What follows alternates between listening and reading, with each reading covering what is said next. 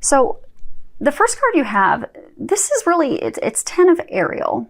And if you can read the bottom of it, it says, there is so very much to be grateful for. Financial success and the promise of retirement, a rich and rewarding family life. So I get that for a number of you, I mean, you really just have it all right now. I mean, things are going so well. Love, job, family. I mean, you really truly have come into your happily ever after, dreams coming true.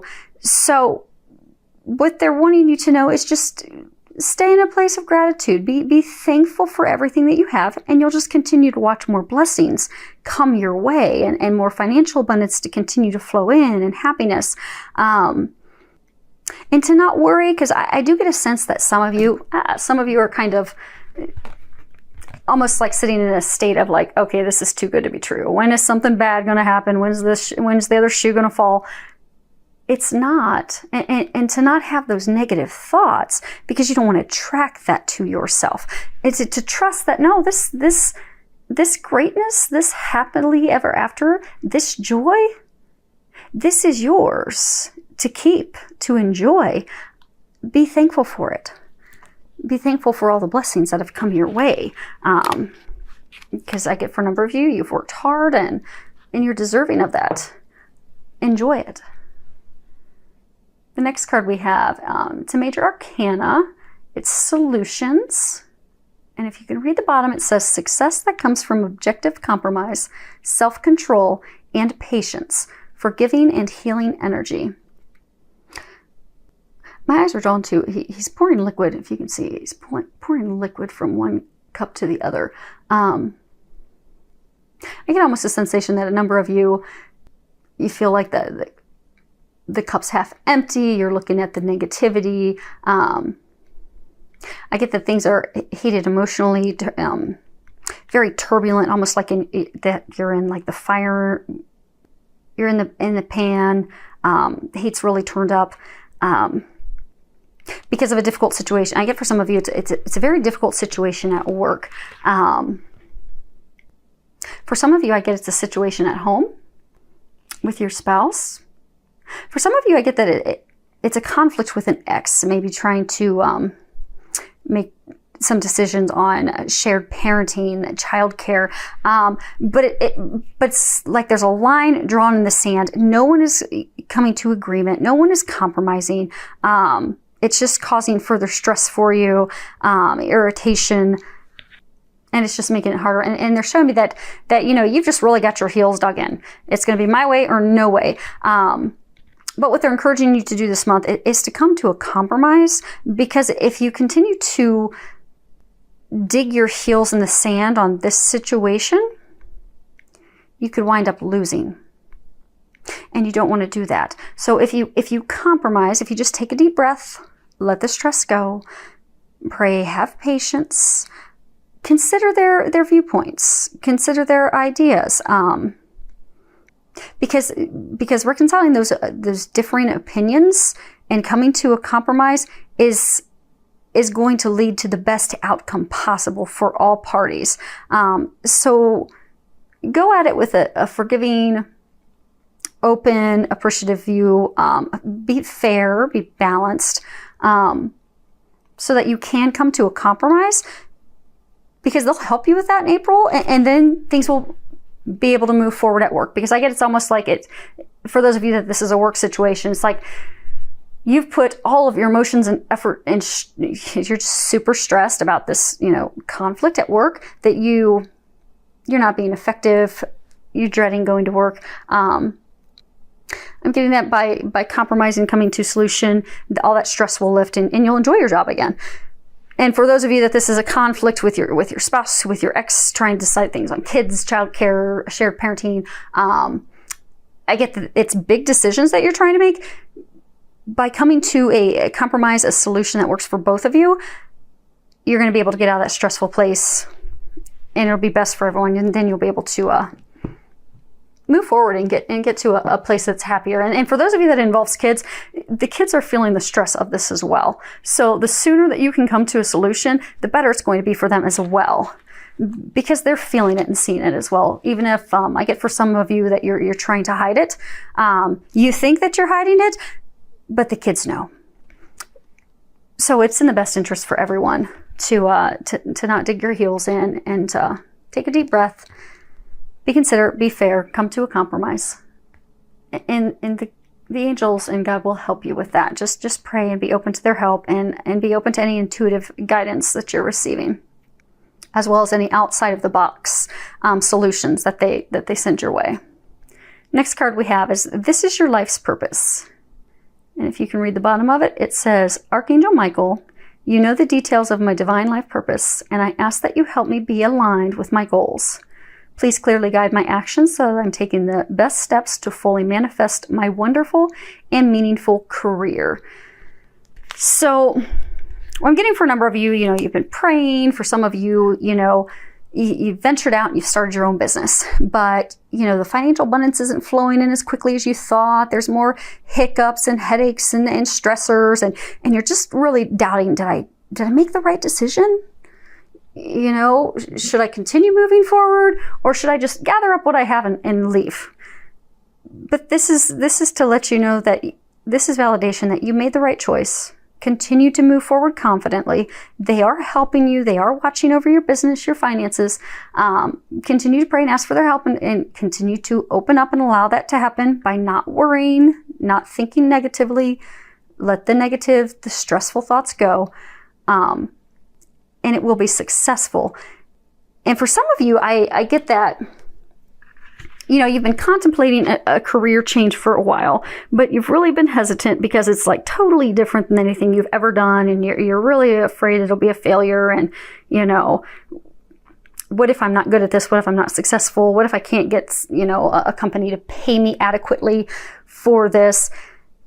They're wanting, you keep getting those repeated thoughts and indicators and nudges and signs, because that is what you're born to do.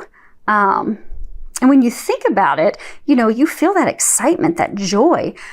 That's more validation for you that's the path you're supposed to go down. So they're encouraging you to move forward confidently toward that. To not keep yourself stuck in a job that doesn't really make you happy and really doesn't have the financial abundance you seek and you could get when you make the change, because that is where your soul is calling you, and there is a reason. So they're encouraging you to trust that, to not doubt it, because it is your purpose, and it will bring you not only the happiness but the financial abundance that you seek as well. So the row that we have down here is related to romance. First card we have is past life relationships. If you can read it, it says, you have known each other before. So I guess some of you've got this new love interest, this new person that you've met, and you just feel this intense connection, like you feel so comfortable with them, like you've always known them. It defies logic. It makes no sense. And you're doubting it. You're beginning to think, okay, have I made this up in my mind? Because this really can't be real. I mean, someone can't have that much, chemistry and magnetism and draw towards someone. So you're doubting it. So this is to let you know and validate that those feelings are real, that it's a soulmate connection. You do have past lives together. That is why you feel that connection. Because it's a soulmate. You do know them. So to not doubt it, to trust, and be open to that love. Because I get some of you're so doubting it that you're blocking it. You're blocking this soulmate relationship, this connection, because it just defies logic so much that you just think, oh, there's no way, this is not possible. And you're shutting them out, and you're blocking yourself to this love that has been brought into your life, the answers to your prayers. And with soulmate connections, you're going to feel that. You'll feel that instant chemistry, that draw, that undeniable connection, the comfort. And I get that you feel all of that, but it's surreal. You just cannot grasp it. You cannot believe it. They're encouraging you to believe it, to trust, because that is a soulmate of yours. For some of you, I get you're going to meet that person in April. Some of you, I get that you already have met and you're in that stage right now of doubting. I get some of you will meet that person in April, And you're going to go through the same thing of doubting, but they're saying to trust. It is a soulmate of yours. The connection is real. Next card we have is engagement. Your love life is ascending to a higher level of commitment. So for some of you, this is truly straight up signaling that you will be getting engaged in April. So congratulations. And for some of you, I get for some of you, this is just, reassurance that you are going to have love coming into your life, because I get that you've been single for a really long time. Some of you are really starting to doubt and wonder, is there something wrong with me? Why can't I meet someone? I get some of you are like questioning yourself, what's wrong with me? There's nothing wrong with you. You're amazing just how you are. It's a divine timing. For some of you, I get that you're not ready yet. For some of you, I get there needs to be some healing. For some of you, I get, and part of that healing is loving yourself first, so that you're open to loving someone else. But this is to let you know it is going to happen. It's just not time. That's all. Just not time. And to not worry about it, to not doubt it, because then you just block yourself. And this does have the second fold, the deeper meaning to committing to you, to focusing on you, the things that make you happy, to doing the things to love yourself, to commit to what brings you joy, to what brings you bliss. And for some of you, I get that committing to yourself is,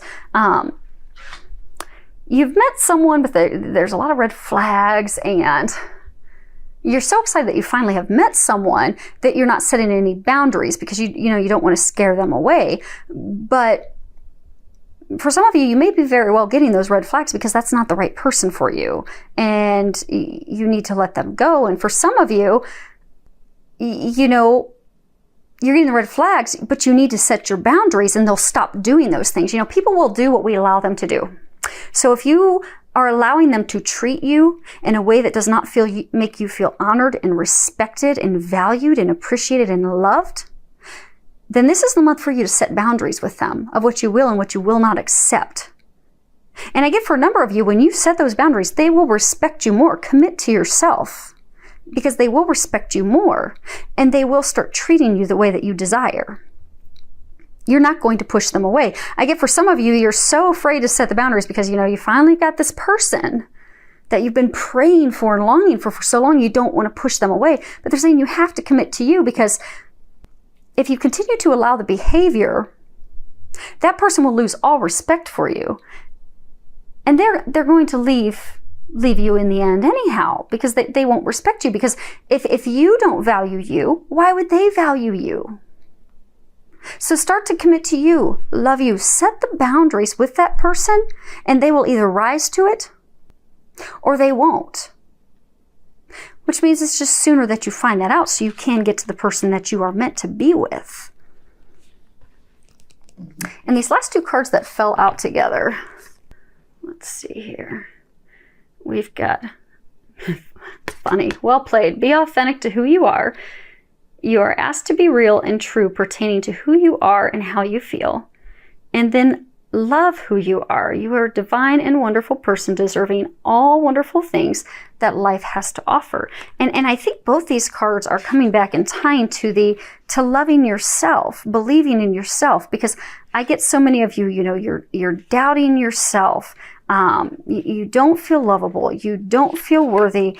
And for some of you, that's why you're not setting boundaries with that person, that new love interest. And for some of you, I get that that's why you don't have love coming into your life at this time yet, because you have to first love yourself, love you 100% before love's going to come in.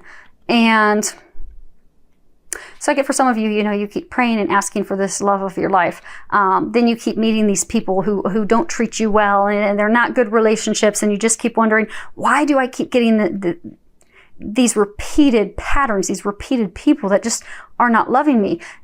It's because you're not loving yourself. because we magnetically attract what we are. So if I don't love myself and I don't take care of myself and I don't do things that bring me joy and I'm always down on myself and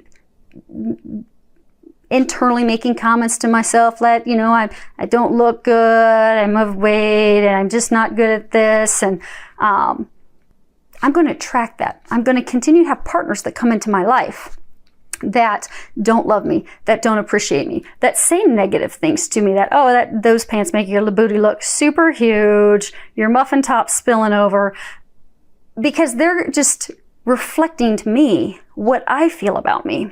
But if you shift to a place of loving yourself, then you're going to draw in that loving partner that you desire. And for some of you that need to set those boundaries, it all hinges on loving you. Because I get for some of you that's that pattern that you're stuck in as well. And to be authentic to yourself, that is, again, not changing who you are for someone else. To truly showing, because I get, again, for some of you, you've met someone, you've got this new love interest, but you're really kind of afraid to show them who you are and what you really enjoy because you're afraid that's going to push them away. But you don't want to be with someone who's not really going to love the genuine you, because you're going to have to wear this false mask forever. And you don't want to do that. You won't be happy doing that. You want someone who's going to love you for who you are. So for some of you, they're saying just trust. Because that person will love you even more. And especially for some of you that if it's a past life soulmate connection, you have these similarities. They were drawn to you for a reason. But then if you're hiding these things about you because you're like, oh, well, they're not going to like that. Actually, you don't realize that they're actually going to love that about you. You're going to have to show that to keep them. And they can pick up on false things if they're a soulmate. So just be who you are. And if you are one of the few, because I do get there are a few that when you do show who you truly are, you're going to push that person will leave it. It's a small number, not many of you, small number, but that person's not meant for you anyhow.